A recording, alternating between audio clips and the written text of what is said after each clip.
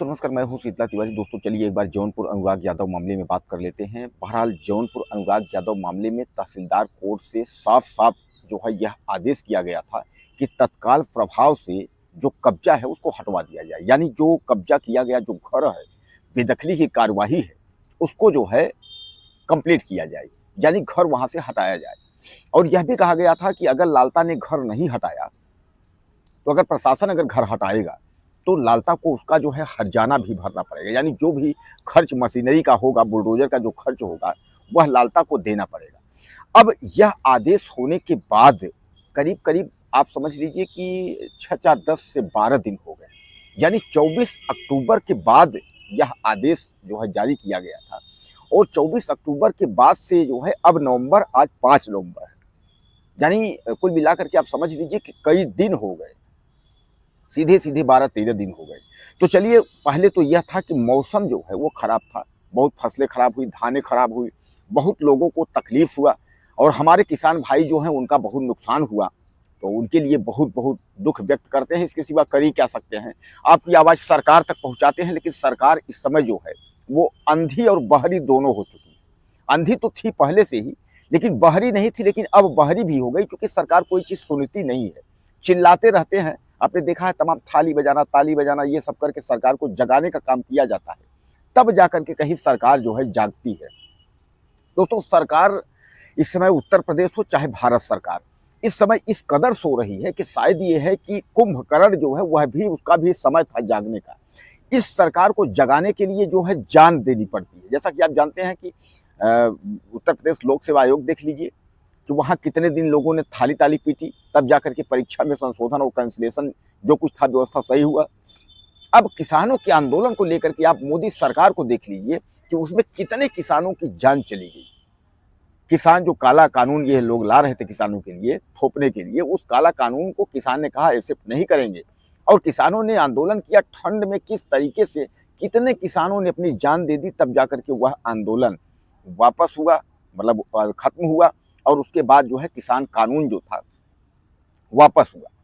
तो कहने का तात्पर्य है, यह सरकार जो है जागने का कार्य नहीं करती है, चिल्लाते रहिए चिल्लाते रहिए।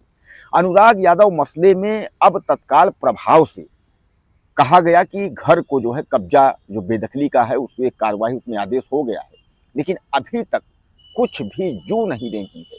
कोई भी अधिकारी मौके पर नहीं गया है यह करने के लिए घर कैसे गिरेगा, क्या कैसे, कोई मतलब नहीं है।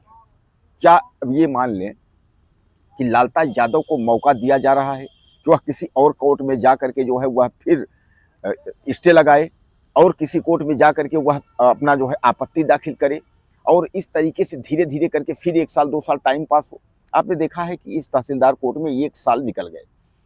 हड़ताल था, कभी वकील की डेथ थी, कभी तहसीलदार साहब नहीं बैठे थे, यानी तमाम प्रक्रियाएं जो है दिक्कत हुई थी। इस वजह से 1 साल तक जो है निकल गया। 1 साल बाद जो है देर आए दुरुस्त आए, मौका मिला, सब कुछ मिला, लेकिन अब जो है जाकर के अब हीला हवाली फिर शुरुआत हो गई। तो दोस्तों, क्या आदेश दे करके और न्यायालय ने, न्यायपालिका ने अपना पल्ला झाड़ लिया। अब इसका अनुपालन कौन कराएगा, मतलब इसको कोई, किसी को पता नहीं, आदेश हो गया, इसका अनुपालन कौन कराएगा। अब इसी को देखते हुए जो अनुराग के पिता रामजी यादव हैं, उनको सदमा लगा है, उनकी तबीयत जो है खराब हो गई। लोग यह तक बता रहे हैं कि वह वाराणसी के बीएचयू में भर्ती हो गए। उनके टेलीफोन पर लोगों का संपर्क नहीं हो पा रहा है, यानी जो फोन को लगाते थे वह बताते थे, तो अब जो है उनसे संपर्क नहीं हो पा रहा है। लोग यह बता रहे हैं उनकी तबीयत खराब है, वह बीएचयू में, वाराणसी के बीएचयू में वह भर्ती हैं। दोस्तों, सामान्य बात है कि जब आदेश हुआ था उसके बाद मौसम खराब हुआ था। मौसम खराब के बाद यह हवाला दिया गया था कि जैसे मौसम सही होगा वैसे जो है कार्यवाही होगी। अब 2-3 दिन से जो है भगवान भी ठीक है, धूप हो रहा है, सब कुछ हो रहा है, लेकिन बुलडोजर की कार्यवाही की अगर बात करें, बेदखली की कार्यवाही की बात करें, उस पर चुप्पी हुई है। चुप्पी साधे हैं, न कोई अधिकारी बोल रहे हैं, न न्यायालय बोल रहे हैं।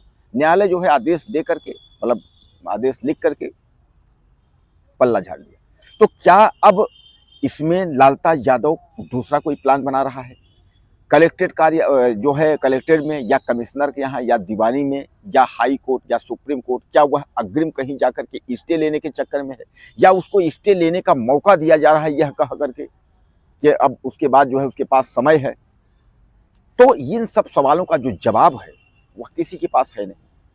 और मैं आपको बता दूं कि शुरुआत से ही जो है तहसीलदार जो है महोदय यह शक के घेरे में पहले से भी थे। न्यायपालिका पे भरोसा लोग करते हैं, आज भी करते हैं। देर आए दुरुस्त आए, लेट में भी न्यायपालिका पे भरोसा लोग छोड़ते नहीं। लोग कहते हैं कि भरोसा मिलेगा, लेकिन अगर इस तरीके का अगर न्यायपालिका का अगर भरोसा, इस तरीके का न्याय अगर मिलेगा तो लोगों का तो उम्मीद टूट जाएगी।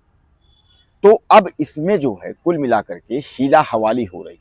अनुराग के घर पर जो है अगर हम बात करें तो अनुराग के घर का जो परिवार के लोग हैं वह जब बेदखली का आदेश हुआ था तो उन्होंने डीएम से मिले थे। डीएम भी ने कहा था कि कार्रवाई होगी, आप लोग परेशान न होइए। डीएम ने भी कहा था कार्रवाई होगी, तो डीएम ने तो इसके पहले भी उनके घर भी जाके कहा था कि कार्रवाई होगी।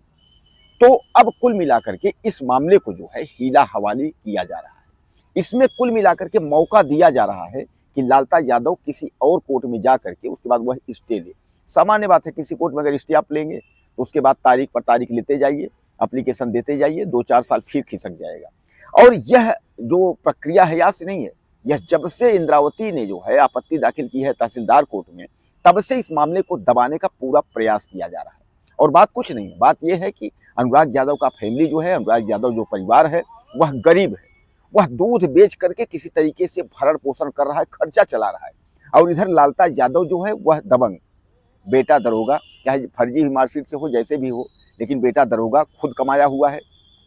इसीलिए तो उसने हत्या कर दी। उसको पता था कि कानून व्यवस्था के बारे में उसने जो है योगी आदित्यनाथ को धत्ता कह करके उसने जो है गला काट दिया। और योगी आदित्यनाथ की पुलिस भी कुछ नहीं कर पाई, उसको पकड़ी, जेल में डाली, उसके बाद जो है कोई मतलब नहीं। तो कहने का तात्पर्य इसमें बहुत सारे सवाल खड़े हो रहे हैं। अब अनुराग यादव के पिता की तबीयत खराब हो गई है। उनको अभी लग रहा है कि हम बेटे को न्याय नहीं दिला पा रहे हैं।